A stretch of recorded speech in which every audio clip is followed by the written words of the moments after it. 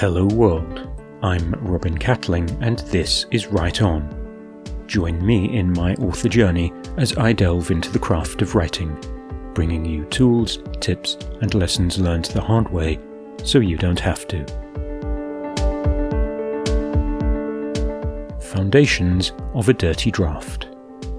Working hard to complete Book 3, I'm building on the foundations of a dirty draft. But what exactly do I have to work with, and how do I get from dirty to clean? What is a dirty draft? As many writing coaches tell you, the dirty draft is the attempt to power through and pour the ideas onto the page. As long as it has a beginning, middle and end, everything else in this draft of a novel is negotiable. Plot, characters, setting.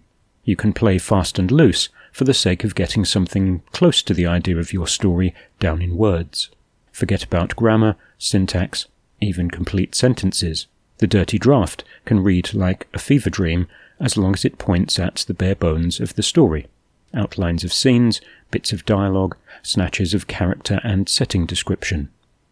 If you're writing by the seat of your pants, that is with no outline, the dirty draft is your discovery phase.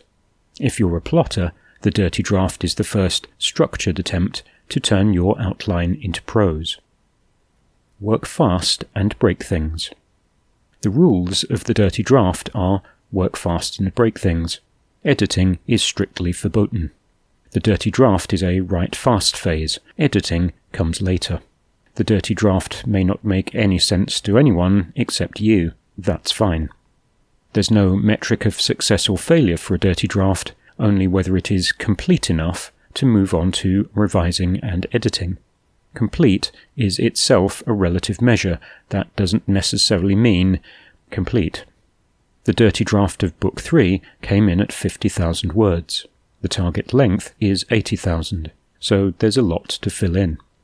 Other writers might splurge 150,000 words into an initial draft with the aim of trimming down to 100,000 or less.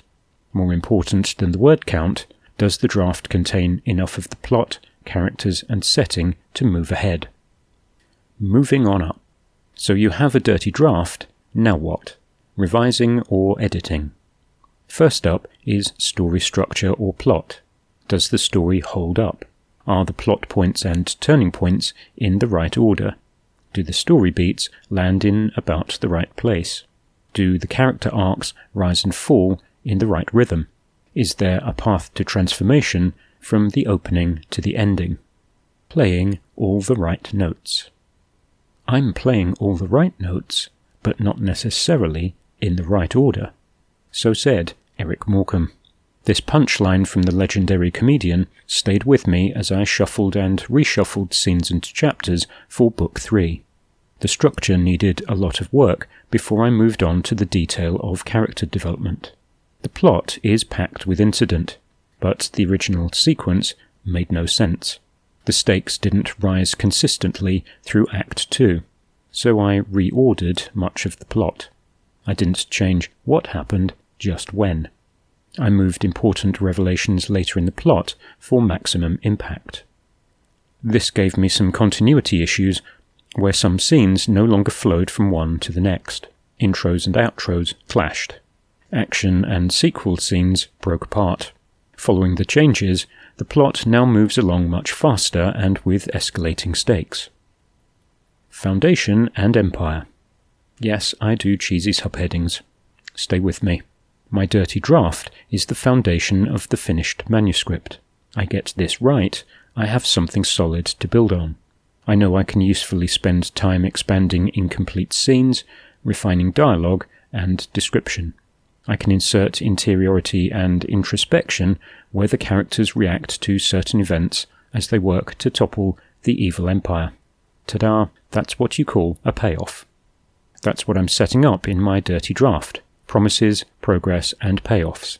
I can start to see these emerge as I rework the dirty draft into something more complete. Without a solid story foundation, I'm wasting my time doing any detailed editing. Here be the first lesson. It's still broad brushwork. I'll expand placeholder text into full sentences, if it's easy and it flows during the session. I'm not above adding more placeholder text to capture important keywords, thoughts and feelings at relevant places within scenes. Revising and editing isn't a one-shot deal. There will be plenty more passes after this. I also don't work in linear order. Returning to a dirty draft after a break, I know that Act 3 is light. A big chunk of my missing 30,000 word count belongs in Act 3. That's where my plot lines resolve and where I have a firm idea in my head how to achieve those payoffs. Act 1 and 2 demanded attention for setup and meaningful progress. There's a new setting to introduce, place, people, culture, institutions and beliefs. There's also a whole bunch of new characters, including new antagonists. I also have to insert a wagon load of foreshadowing to raise the tension for Act 3. Different each time. The process of working up a dirty draft is different each time. Some drafts are dirtier than others.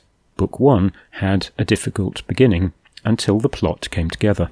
Pain came in the fine editing passes.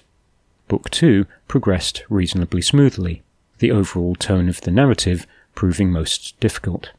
Book 3 is a different kind of construction, a different kind of adventure. It also wraps up my protagonist's character arc, so all those threads from the first 2 volumes have to come together. By all accounts, authors have very different ways of moving beyond the dirty draft.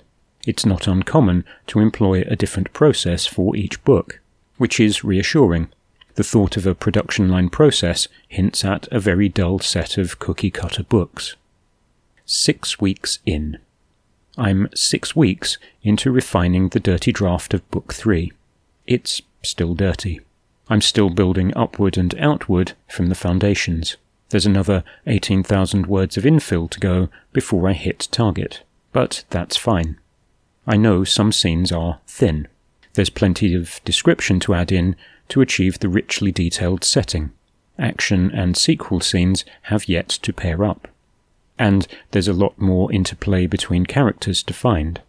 Plot provides plenty of external conflict, but there's more to conflict in story than that. How long will it take? That's another question entirely.